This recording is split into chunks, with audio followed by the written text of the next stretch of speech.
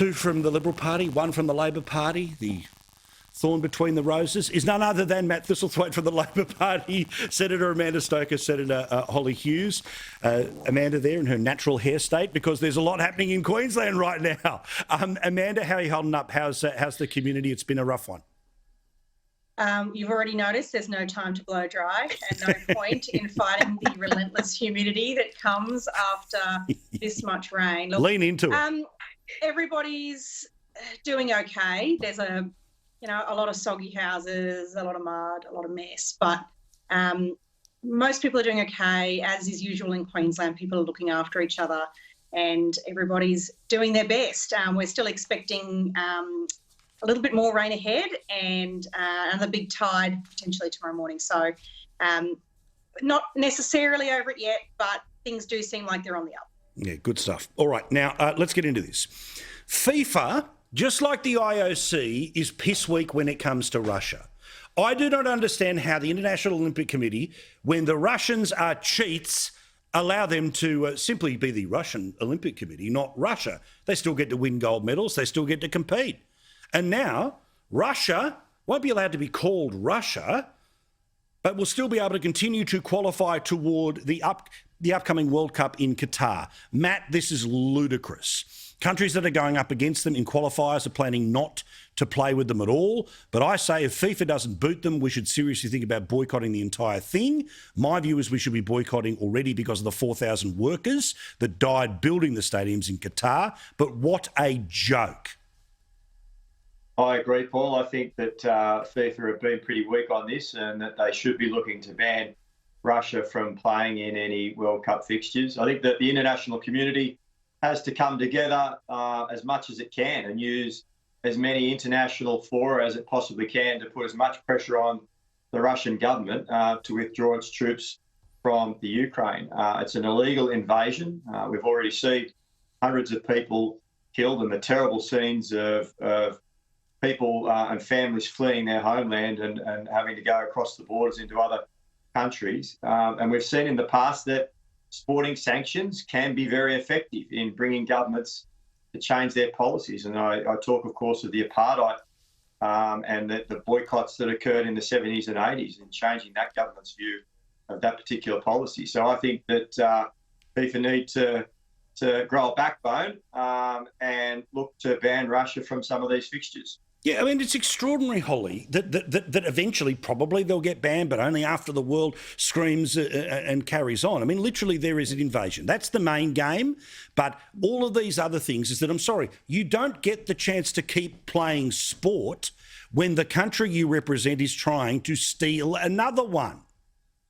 Well, I mean, interestingly, and I was thinking about this afternoon, so many countries have now come out saying that they will refuse to play against them, whatever they're called. So does this mean they get through the qualifiers and automatic buys as it by goes forfeits, through because no one will pay? So, it's disgusting by FIFA. I cannot believe that they're going to allow them to continue. You're right. It's exactly the same as what the Olympic Committee did. There's got to be some strength here and say absolutely no way. You do not get to participate with the rest of the world in these games. Yeah, it is ludicrous. Speaking of, Amanda, for a moment, let us just take a little trip into the swamp that is social media and the Morrison derangement syndrome that is oh so prevalent with some. So our mate Piers Morgan, looking forward to him being part of Sky News. Been fun to hang out with him for the past couple of days. He puts out on his Twitter feed a photo from last week with Scott Morrison. Internet goes meh, meh, meh, meh, meh, meh, because apparently they thought that he was meeting with him at the exact same time that he was in Brisbane when people could watch that on live pictures. Well, of course, Piers turned around and said, well, hang on, what about this photo with Albo? Both photos were from last week. But the straightaway carry-on, including from Labor MPs, immediately trying to leap in, a little example about the hubris of some and just the frank sort of psychosis of others that automatically they're triggered by the mere existence of the Prime Minister. It is really strange. And something, I tried to jump on in good faith early in the day, just going, well, hold on, guys. You should know that he's in Queensland dealing with the floods. This picture's from earlier in the week. Not everybody posts a picture on the day that it was taken, of course. And you've all seen the PM on the news and on the ground and working with emergency services, so you know he's working on the floods. Why aren't you all up in arms about the fact that Mr. Albanese had a 45-minute meeting with Piers Morgan earlier in the week? I hope you're going to treat him the same way, which of course they didn't. More proof that Twitter is a swamp, and that those who suffer from the derangement syndrome only hear what they want to hear. Well, and none of the outrage, of course, Matt, that your boss was out there playing with the pirate and the rest of the sort of the lovies at the Fitzsimon residence on the weekend. Again, totally entitled to do so. He's not the Prime Minister, but still, again, why do people think, this is the last straw that will finally break the Australian people's back for this evil administration? Oh, look, Paul, I've stopped getting my my news from social media a long time ago. Good boy. A few more Australians probably should. But I don't think Albo had a 45-minute meeting with Piers Morgan. I understand that they met at the Sky celebration dinner the night before. So, I don't know who had a clock on it, but it wasn't a 2-minute chat in front of the thing. I was in the room. A couple of minutes. I was in the room. Don't anyway. do the couple of minutes bullshit. I was in the room, mate. It was a long chat in the corner.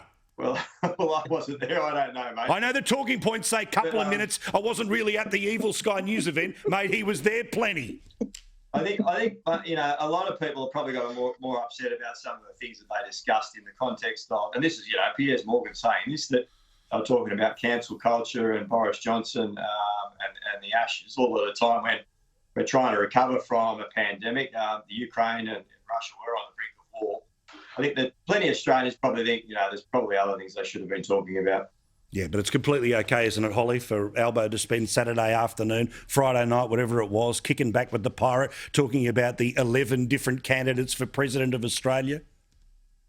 Look, do as I say. What is it? Do as I do, not as I say. Or, it is just, it's actually becoming farcical. And to see both Kevin Rudd and Therese Rain fall into this trap over the last few days. I mean, talk about relevance deprivation syndrome. But these people are unhinged in their hatred of Scott Morrison. And I actually don't think it's doing them any favours at all, because when you do get out into the seats, into the real world, people don't like the personal attacks, and they are starting to ask questions, do they have anything else to say? Because there is nothing that the Labor Party's putting out that's a positive agenda. There's nothing they're putting out from a policy perspective.